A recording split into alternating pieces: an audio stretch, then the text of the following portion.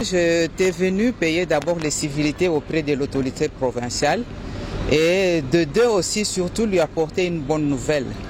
Et la nouvelle est l'attrait au développement de cette province à travers les secteurs miniers. En tant que PCA d'une coopérative minière, nous avons passé notre temps à tendre la main, à faire le lobbying auprès des investisseurs étrangers qui ont finalement accepté de venir dans la Lomami pour nous accompagner dans non seulement l'exploitation minière, mais le développement en général, tous les secteurs confondus.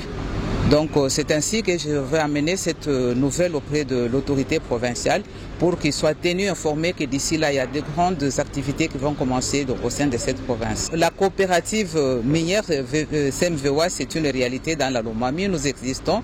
Nous avons des zones d'exploitation minière, mais qui ont traîné à décoller faute de partenaires. Nous nous sommes battus avec la vision du développement. Dieu a fait grâce. Vous allez vivre la réalité bientôt là. Ça va être pour bientôt parce que nous-mêmes, nous devons déjà être sur terrain. D'ailleurs, là, je reviens d'une grande tournée que j'ai effectuée de Mwenedito en passant par le territoire de l'île vers Lubao. Maintenant, je suis à Cabinda. Personnellement, nous allons d'abord commencer par quelque part, mais en accompagnement avec nos partenaires. Je vous dis, c'est pour bientôt, c'est dans un petit laps de temps. Les minerais sont une réalité dans notre province et ce n'est pas pour rien que le ministère national de mines a dû autoriser, accorder les documents de fonctionnement des coopératives minières aux coopératives installées dans la Lomami, et le cadastre minier a même institué les zones d'exploitation artisanale appelées ZEA dans la province de la Lomami.